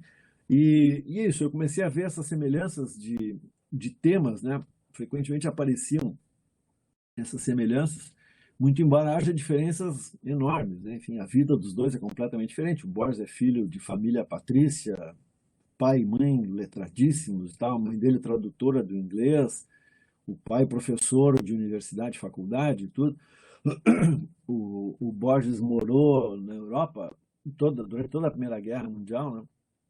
Viajou, enfim, era um homem do mundo, né? O Machado nunca saiu do Brasil, tem enormes divergências, né? Mas aí o que me deu a chave mais assim, forte para fazer essa comparação foi uma comparação, como é que eu posso dizer assim, da visão crítica que cada um tinha sobre o que era ser escritor no seu país, né? Porque isso é uma similaridade interessante. O Machado e o Borges têm um exercício de crítica literária muito forte, muito interessante, de ensaio literário, né? Eles têm realmente têm concepções inteiras, né, sobre o que era ser escritor no seu tempo e tal. E, basicamente, eles têm uma semelhança que chama muito a atenção e que foi, para mim, o motivo da comparação e que tem a ver com a nossa condição de sul-americanos, né? É que os dois perceberam, cada um no seu tempo, que para ser escritor do seu tempo e do seu país, não era necessário, não era obrigatório o cara ficar falando de aspectos óbvios da nacionalidade brasileira e argentina, né? Então, o Machado diz isso, uma polêmica que ele faz lá nos anos 1870. Ele diz, não, eu não preciso falar de índio para falar de Brasil. Entendeu? Eu posso ser brasileiro falando de qualquer assunto, né? E ele, inclusive, se compara não, mas ele diz assim, olha o Shakespeare, por exemplo. O Shakespeare é um cara que escreveu Romeu e Julieta, que se passa na Itália, o Hamlet, que se passa na Dinamarca, e nunca ninguém duvidou que ele fosse inglês, né? Então, ele diz, isso, o cara tem que ter um sentimento do seu país, essa coisa toda. E o Borges é a mesma coisa. O Borges, nos anos 30, ele foi um pouco, 1930, né? Ele foi várias vezes, assim, arguído, né, pela crítica literária argentina, nacionalista, porque ele não escrevia sobre gaúcho. E a Argentina, um dos elementos fortes da identidade cultural argentina é a figura do gaúcho, né? Como aqui no Rio Grande do Sul, o gaúcho. Figuras muito parecidas, né? E aí o Borges saiu com uma maravilhosa. Ele disse, não, ótimo, escrever sobre gaúcho é muito bom e tal. Mas se eu me limitar a isso, eu vou fazer pouca coisa. Então, os nacionalistas que exigem que eu escreva sobre gaúcho, na verdade, estão duvidando da minha capacidade de falar de qualquer assunto. E aí ele diz, não, eu me sinto num subúrbio do Ocidente. É uma linda imagem, né? Ele diz, não, eu sou ocidental, né? E, portanto, eu tenho direito a todo o Ocidente. Então, essa foi uma curiosidade assim que me movimentou muito, né? Esse ensaio aí que o Álvaro está mencionando, né? Que é essa condição de o sujeito pertencer a um lugar que está na periferia cultural, né, do Ocidente, mas ao mesmo tempo o sujeito não se sente preso a isso, né? Ele é capaz de dialogar. Bom, esse boom, né, da nova tradução do Brás Cubas é um pouco o reconhecimento disso, né? O cara que fez a resenha lá, não me lembro o nome do cara, o cara disse, não, pô, ele escreve bem como pouca gente no mundo, não sei o que e tal. É isso, ele era realmente muito bom, né? Mas tinha contra si o fato de que escrevia em português. Escrever em português para o mundo é o mesmo que não escrever, né? Não é a mesma condição do espanhol, né? Porque o espanhol é uma língua muito mais mundial do que o português. Então, e o Borges, além de tudo, tinha o inglês como língua materna também, né? Ele falava em casa. E o Machado não, o Machado teve que se puxar pelos cabelos, assim, que nem o Barão de Munchausen, assim, né, para sair do atoleiro, para aprender francês na correria e tal. É isso, basicamente foi para ele. Depois eu apontei várias similaridades, né? Os dois, por exemplo, têm muito desconforto com a vanguarda. Nenhum dos dois gosta de coisa estridente, assim, né? O Machado falava do tédio à controvérsia. Ele dizia que não gostava de controverter, né, de debater, né? Achava chato isso. E o Borges, especialmente depois da maturidade, depois dos 40 e tantos anos, ele começava a dizer assim, quando alguém discorda de mim, a primeira coisa que eu faço é concordar com ele. Eu dou razão para ele. Então, eles têm uma atitude que é muito mais clássica do que moderna, no sentido vanguardista, né? É isso. A outra coisa interessante é que nenhum dos dois, quer dizer, o Machado é bastante, né, nos contos, né, mas nenhum dos dois é muito sensual. Na vida, nenhum dos dois foi sensual, né? São dois caras super, no sentido assim, que são figuras muito discretas e tal, né? O Machado é sensual em detalhes, em geral, em alguns contos, né? E em poucos contos, na verdade, né? Uns braços e tal, Missa do Galo, que são famosos por isso. Mas estou aqui expandindo à toa a conversa aqui. Tem uma Maria Aparecida aí? Penso em Brás Cubas também como uma metáfora do brasileiro do império, que tudo faz para exibir sua nobreza, obviamente falsa, ao mesmo tempo é uma reste de altruísmo Brás Cubas. Isso aí. O Machado, sim, é um escritor e filósofo, é isso 100% de acordo. E é um pouco isso. O Machado tem a primeira parte aí do comentário, né? O Machado tinha uma agudeza forte assim para enxergar as mazelas brasileiras, embora ele não fizesse nenhum, em geral, ele não escreve nem conto, nem romance com os enunciados de superfície ligados com a vida, sei lá, política e tal. Tem lá no Esaú Jacó, isso aparece como tema, né? Porque os dois irmãos, o Pedro e o Paulo, um é monarquista, o outro é republicano e tal, então um pouco ele brinca com essa cifra da passagem da monarquia para a república, né? Mas na verdade, a leitura que o Machado faz do Brasil é muito mais profunda, né? Então, hoje em dia, por exemplo, se reconhece com muita facilidade que o Machado é o cara que botou para dentro do romance brasileiro a ideologia do favor, né?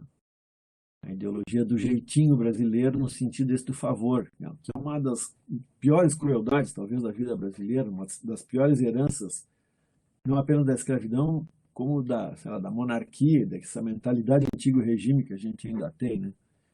Que é a ideia de que o indivíduo... Primeiro que não são todos os indivíduos que são iguais, né? No Brasil até hoje é assim, né? Tem indivíduos que são menos iguais que outros. Essa ideia da igualdade fundamental de todos, que é o pilar da Revolução Francesa e da independência norte-americana, né? Que os norte-americanos chamam de Revolução Americana, essa ideia da igualdade fundamental perante a lei nós não temos ainda hoje. Então a gente tem muito aqui esses regimes de dependência, né? Que o Machado flagra muito bem, quer dizer, o sujeito que recebe um favor, ele pode se livrar naquele momento, né? Ele fica, digamos, recebe um favor, recebe um cargo, por exemplo, né?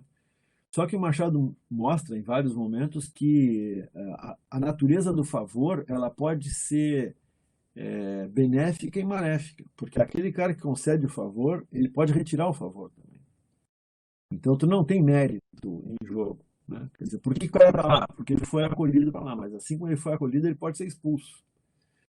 Então, essa condição faz o sujeito que recebe o favor se tornar menos pessoa, né? Menos indivíduo, né? Ele passa enfim, a bajular e tal, né? A figura exemplar disso é o José Dias, aquele personagem do Dom Casmurro, né? Mas isso está por tudo, né? E no Brás Cubas isso aparece de maneira assim um pouco estridente, porque é o romance mais estridente do Machado, mais gritado, mais explícito, né? Mas aparece também ali na ideia de que o cara que recebe um favor fica quieto. Um exemplo, se vocês forem reler agora o Brás Cubas, vocês vão ver. Tem uma personagem no Brás Cubas chamada Dona Plácida. A história é a seguinte: tem um momento em que o Brás Cubas, essa mulher que aparece chorando no velório dele, foi namorada dele, e depois ela casa com outro cara e e mesmo assim continua amante do Brás Cubas. E eles, na condição de amantes, ele e Brás Cubas alugam uma casinha, né, para ter os encontros amorosos com ela. E ele contrata essa Dona Plácida para fazer uma fachada. Então a Dona Plácida dava o ar de ser a dona da casa, mas na verdade ela era empregada dele. E aí quando ele conta a história dela, porra, aí acho que vocês vão me dar razão, vocês vão ver que ele é um cretino rematado. Porque ele diz, a Dona Plácida, quem era ela? Uma mulher que... Aí ele conta a história dela, que é uma história de tragédia, assim, como a história dos pobres brasileiros em geral. Enfim, abandonada pelo marido, criou uma filha e tal, enfim. Trabalhava assim durante o dia fazendo doce num tacho e de noite costurava e tal para poder sustentar a filha. Até que foi acolhida pela família dessa amante do Brás Cubas. E aí ela passou então a viver do favor dessa família. E ela ficava quietinha porque aquilo ali era ótimo.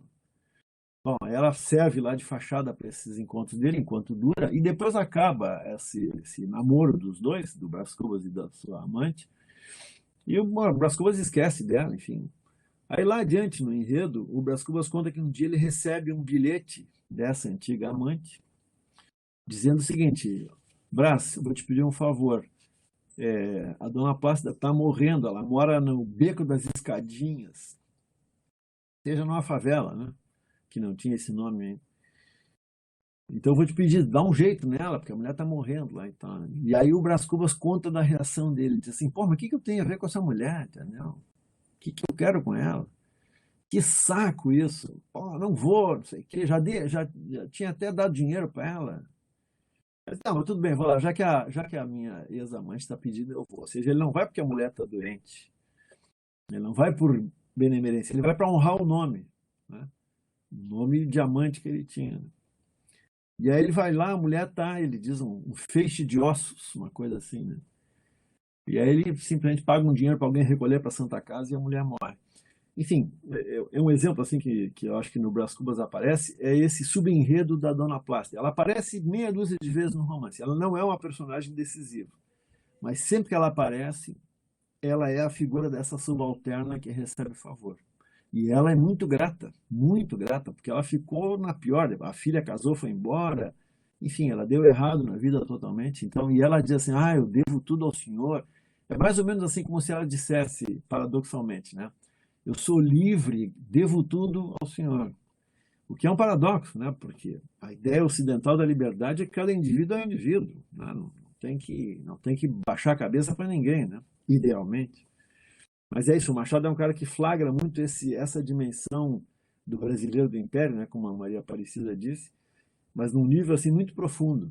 E isso é um dos motivos da força dele. Quer dizer, provavelmente essas coisas não vão ser lidas pelo leitor norte-americano, mas não importa, né? Essas coisas estão lá no romance, né?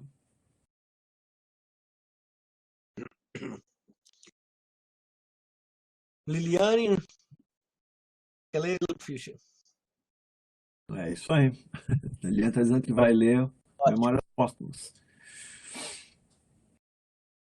É isso aí, o Machado é inesgotável, podem ter certeza. Assim, o cara aqui dá para cuja obra dá para voltar sempre, sempre com ganho.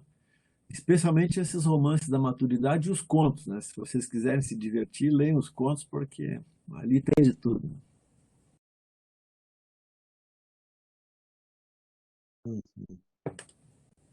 Guilherme está fazendo vai fazer uma questão aí.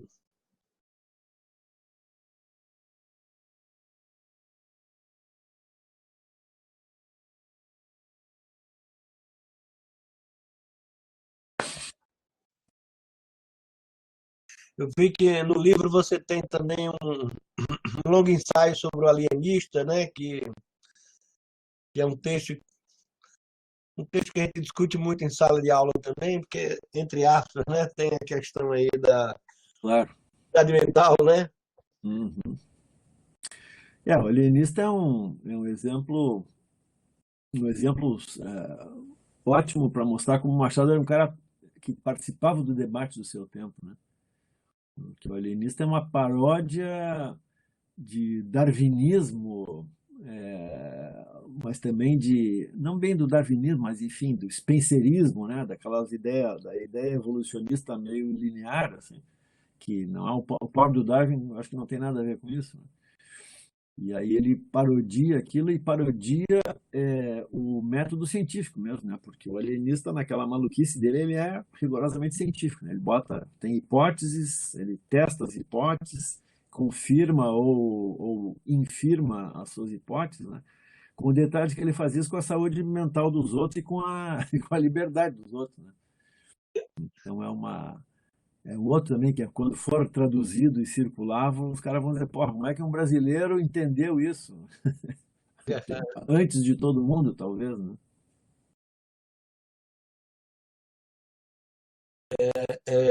Vamos caminhando aí para os nossos 6 minutos finais, né? Para a gente terminar aí 2h45. Eu estou vendo aqui o Alexandre, que é nosso secretário do Colégio de Estudos Avançados, Fischer, faz uma questão geral sobre a disposição do leitor médio brasileiro para a leitura dos clássicos da literatura. Paulo Camargos, né, colega lá de Minas Gerais, que esteve com a gente, também Isso. outras pessoas, agradece aí, diz pela excelente aula. Márcia Machado, uma colega nossa do Departamento de Saúde Comunitária, foi ex-reitora de extensão, gostou muito. Convido você para voltar mais vezes, para as profundezas da imaginação. Eu não sei bem o que ela quis dizer com isso, Fischer, mas você pode comentar. Não, da E próxima vez, da próxima vez eu vou ao vivo a Fortaleza para conversar, então. pode ter sido isso aí, a imaginação Malu Bose também, nossa professora titular da saúde coletiva, vai estar aqui no nosso, nas nossas sessões, é a última desse mês, uma fala sobre o cuidar. Tem mais. Mas a questão que o Alexandre menciona ali, sobre a disposição Sim. do leitor brasileiro, é, enfim, a nossa vida é uma, a nossa a vida mental brasileira, a vida literária brasileira tem isso, assim, ela sofre de muita descontinuidade. Apenas agora, assim, nos últimos anos, é que a gente tem escola para todo mundo e uma escola ainda muito precária e tudo, né? A formação dos professores é muito precária também. Mas é isso, a gente não tem biblioteca, né? Eu dou o exemplo aqui de Porto Alegre. Porto Alegre não tem uma biblioteca pública que fique aberta depois das 6 da tarde. Isso é simplesmente uma piada, entende? Se o sujeito trabalha até às 6 da tarde, ele não tem um lugar para ir para retirar um livro. Isso é uma prova de que nós não prestigiamos a leitura, né? Então, o que a gente tem que fazer é isso. Quando eu falo para os alunos, eu dou aula para futuros professores, basicamente, né? Para jornalistas também, mas para futuros professores. Eu sempre digo, cara, nós temos muita coisa para fazer, entendeu? Nós temos que ensinar os alunos a ler.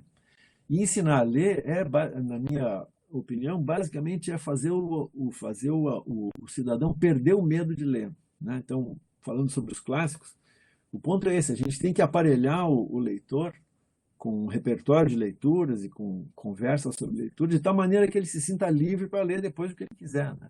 Se ele vai ler só o Paulo Coelho, ou se ele vai ler o Machado de Assis, isso é da vida, isso faz parte da vida, né? Autonomia, né? Da liberdade. Exatamente. O importante é que o cara não tenha medo, porque eu acho que a maior parte das vezes acontece isso. O cara diz assim, porra, Dostoiévski, eu sei que é muito bom, mas eu não vou me meter nisso aí.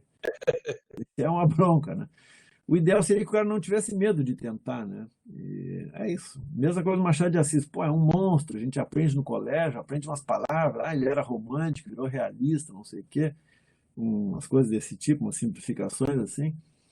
E aí já nem sabe se como é que começa e tal. Enfim, o que eu sempre postulo é isso, que a gente não tenha medo de ler, né? E, aliás, na nossa conversa aquela do outro dia, apareceu esse tema mesmo, né? Acho que foi o Álvaro mesmo que mencionou, disse, pô, será que eu podia profanar, acho que usasse esse verbo, né? É claro que sim, a gente tem que profanar no sentido de que tem que ler e fazer dessa leitura o que achar que tem que fazer, entendeu? A gente tem na tradição neolatina em geral, mas muito aqui, brasileira, ibérica, Foi, deu uma uma ideia de parada que a aí. literatura é da vida, assim, parece que é uma coisa que está lá no céu, né? A literatura é da vida, né? Os caras que escreveram estavam pensando sobre a vida, e é isso, a gente lê e pensa também, pronto, é só isso. Os norte-americanos e os ingleses têm uma visão mais pragmática, assim, eles comentam pensando na vida mesmo, né? Não, fulano, o romance tal é bom para a gente aprender o valor da solidariedade. Pronto, é um valor, né? Não tem nada a ver com teoria literária nem com escola literária. E isso no Brasil a gente está longe ainda de conseguir, né? Lamentavelmente. É. Então, nesse sentido, o Luiz Augusto Fischer, vou te colocar a última questão aí. É, às vezes, em sala de aula, tem de discutir o conto A Causa Travou, né? Secreta e perguntar para os alunos de medicina, né, qual é a causa secreta deles, né? Aham.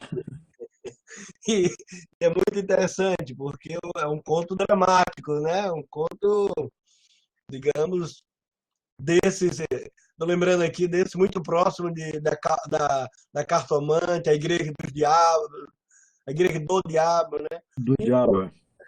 Mas eu queria então, que você nos brindasse aí com a causa secreta, aí, com algo dessa dimensão da vida, né? Qual é a nossa causa secreta? No caso do estudante de medicina, que é levar-o a pensar, obviamente, uma causa secreta positiva, né? Mas, por exemplo, agora na pandemia de Covid, né? O que é que faz o sujeito sair de casa todo dia para se dedicar a problemas alheios, né? O que é que ele tem? A Clarice talvez falasse de clandestino, né? O que é que ele tem que só ele cultiva, né? Então, o que é que ele tem de secreto? O que é que ele tem de clandestino que ele é capaz de enfrentar a vida, como você falou, com essa altivez, com essa busca de autonomia? Né? Não vou saber dizer nada melhor do que tu está dizendo aí. Não, é isso mesmo, né? vou te responder fazendo uma volta. Eu acho que o Machado, em geral, ele é um exemplo de um self-made man de verdade, assim, porque, né, se pensar por aí, assim, que ele precisava escrever o que ele escreveu, objetivamente não. Ele precisava formular, assim, ter se dedicado tanto, enfim, selecionando enredos, desenhando personagens, né, melhorando no aprendizado do domínio da língua e tudo, né? Ele não precisava, para a vida pessoal dele não precisava, né? Mas ele fez isso porque por alguma causa secreta, né? Quer dizer, ele foi atrás de um valor superior e é isso, não se esperava de um menino como ele, um menino pobre, né? Nascido no morro do Rio de Janeiro, de pais pobres, trabalhadores e tal. Não se imaginava que ele fosse chegar a ser o melhor escritor da língua portuguesa, que ele é, né? Tá, ou pelo menos está no grupo dos, sei lá, 5 maiores, né? Ele, o Camões, Fernando Pessoa, sei lá, Nelson Rodrigues, Graciliano, dá para botar uns 5 ou 6 aí, né? Por que excluiu o Mineiro, hein? Guimarães. Guimarães Rosa é genial. Não, nós vamos botar uns 10 aí, né? E 11 para dar um time titular, né? Dá para ser, né? Clarice Lispector. Não, mas eu digo, é isso, né? Assim, quando a gente lê o Machado para além dos para além dos enredos, é isso, a gente tem ali um cara se esforçando muito para fazer um negócio bonito, né? E é isso. Eu acho que isso é um exemplo legal. E uma outra coisa que a gente não faz no ensino de literatura, é mostrar como ali tem um indivíduo, né? Um ser humano correndo atrás, né? Tentando encontrar o jeito de falar. O Machado, aliás, oferece esse espetáculo, porque quando a gente lê os primeiros contos dele, de menino, lá de 20 e poucos anos de idade, e lê os contos da maturidade, a gente vê como ele aprendeu. E ele aprendeu porque ele foi atrás. É isso, né? Não, talvez não seja médico, assim, numa pandemia ainda mais, né? Mas é uma coisa que faz muito bem para a alma, né? Ficha, estamos aguardando a última. Opa! Estão me ouvindo? Não sei. Ah, sim. Estamos aguardando aqui a professora Carla Patrícia. A professora Carla Patrícia é psicanalista do nosso departamento de psicologia. Semana passada ela esteve aqui nesse canal, né? E, bom, com uma fala belíssima em torno do que ela chamou da melancolia brasileira, né? E ela disse uma expressão que me chamou muita atenção: por que adoecer da lucidez? E ela formulou uma resposta: porque homens, quer dizer, uma questão, né? Homens que conhecem a pequenez de outros homens, mas perto demais. Então foi uma. Ela está praticamente encerrando aqui, eu vou passar a palavra para você, agradecendo a sua exposição instigante de Machado, e acho que ela vai falar alguma coisa. Ela disse que isso é machadiano, né? Isso é machadiano, é isso aí. Não, então, agradeço também a atenção de vocês aí, muito bom voltar ao Machado sempre. É Ok, isso. Sejam felizes. ok, Fischer, muito obrigado, foi um prazer tê-lo entre nós aqui, e na próxima semana vamos voltar na quinta-feira, acho que é uma discussão sobre o filme Sociedade dos Poetas Mortos, que vai ser com o nosso amigo Henrique, que está aqui, e com o José Disseu, professor da Unicamp. Fischer, muito obrigado, foi um prazer enorme, viu? Muito obrigado Maravilha. pela sua contribuição. Grande abraço, e agora serei ouvinte do Sarau Elétrico, que é só Isso. colocar, pessoal, no YouTube, e a gente encontra aí as contribuições da literatura do Luiz Augusto Fischer. Muito obrigado a todos. Até mais. Valeu. Obrigado, Fischer. Tchau. Muito obrigado mesmo.